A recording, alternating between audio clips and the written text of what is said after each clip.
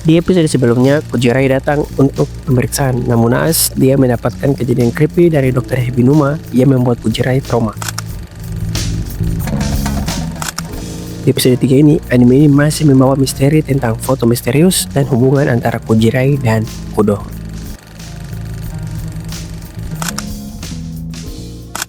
Episode 3 dibuka dengan flashback di mana Kudo dan Kujirai sedang membantu seorang kakek. Ketika selesai membantu, Kudo tiba-tiba pusing dan Kujirai menawarkan singgah dulu di apartemennya. Kudo yang menolak dan gak enakan justru membuat Kujirai tertawa. 気にしないから大丈夫よ。面白いよね、工藤君って。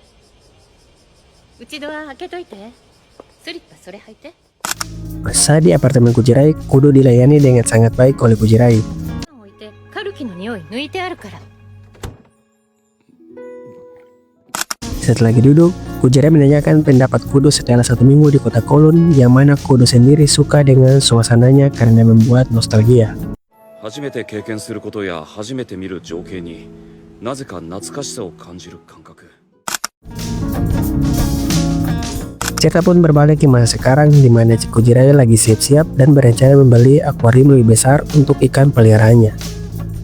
Berganti dapat kerja Kujirai, dia dengan ramah menyapa Kudo yang baru masuk, namun dibuat shock karena Kudo ditemani Dr. Hebinuma di mana episode sebelumnya dibuat trauma. Dr. Hebinuma disambut ramah oleh bos Kujirai karena rupanya klinik Dr. Hebinuma adalah rekomendasi dari bos Kujirai. Usut punya usut kedatangan Dr. Hebinuma karena ingin membuka klinik lain di kota Kolon dan butuh rekomendasi. Terlihat Kujirai masih trauma dan Kudo terlihat gelisah dengan kehadiran Dr. Hebinuma. Ternyata Kudo merasa terganggu karena Dr. Hebinuma terus melihat Kujirai yang langsung dibalas oleh Dr. Hebinuma.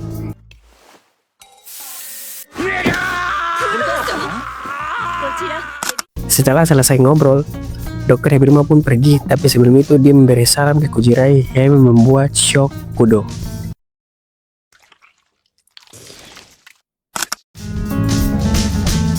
Scene berganti ke Kudo dan Kujirai yang sedang berbelanja. Di situ Kujirai sangat tertarik dengan akuarium di sana, yang endingnya Kujirai membelinya dengan bantuan Kudo untuk membawanya pulang. Setelah sampai di apartemen Kujirai, Kudo langsung ingin masuk namun dicegah oleh Kujirai karena merasa nggak enak. Saat masuk, Kudo melakukan aktivitas persis di awal scene episode ini. Bedanya Kujirai masih canggung karena ada laki-laki di apartemennya. 一晩置いてカルキの匂い抜いてあるから。 Kudo sedikit terkejut karena sudah ada boneka, padahal sebelumnya tidak. Kudo pun merokok di balkon dengan santai namun serius.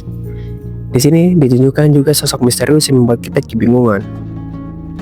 Ketika kembali ke dalam, keduanya sedang membicarakan penghuni baru di kamar yang mereka perbaiki di episode 1.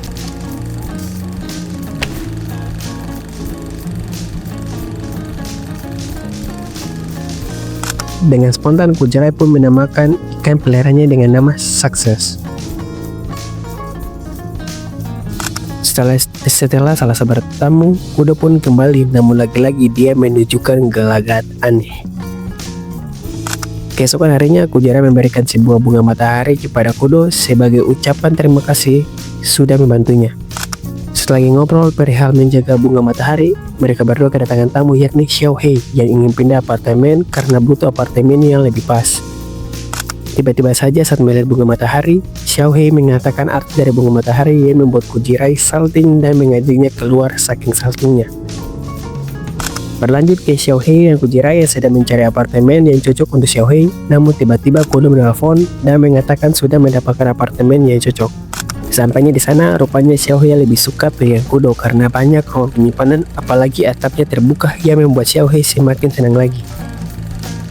Mereka bertiga pun naik ke atas sembari melihat langit kota Kolon yang cerah dan semakin kagum karena banyak sekali bunga matahari di lantai bawah.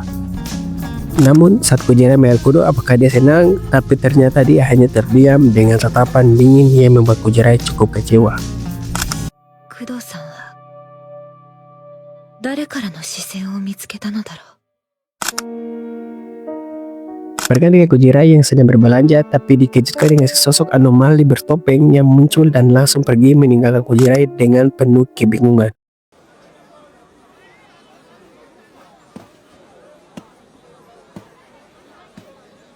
Berpindah ke kedua pelayan yang sedang gosip tentang Hibinuma adalah anak adopsi.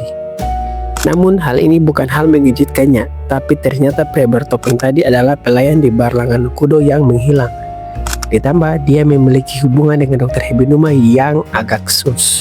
Rupanya pertemuan pria bertopeng dengan Kujirai sudah disengajakan karena ingin memastikan informasi misterius dari Dr. Hibinuma perihal Kujirai.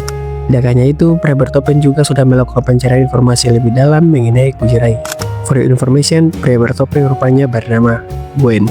Nama pria bertopeng bisa diketahui karena Kudo juga sedang melakukan pencarian Gwen, yang mana Gwen adalah pelayan langganannya.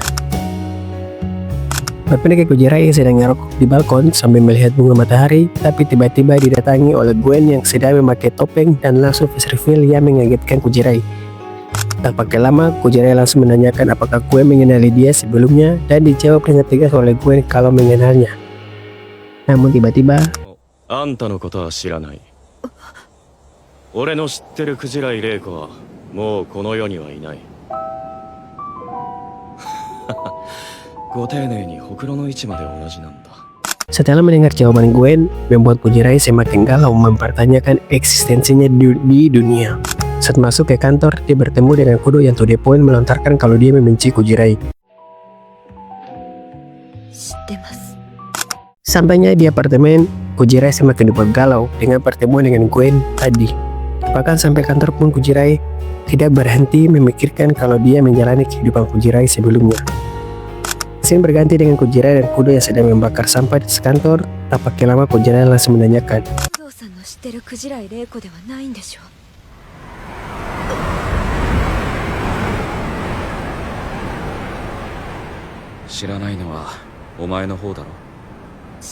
saat saja melampiaskan unik-uniknya, tiba-tiba saja Kujirai jatuh pingsan dan menutup episode ketiga kolon generic romance.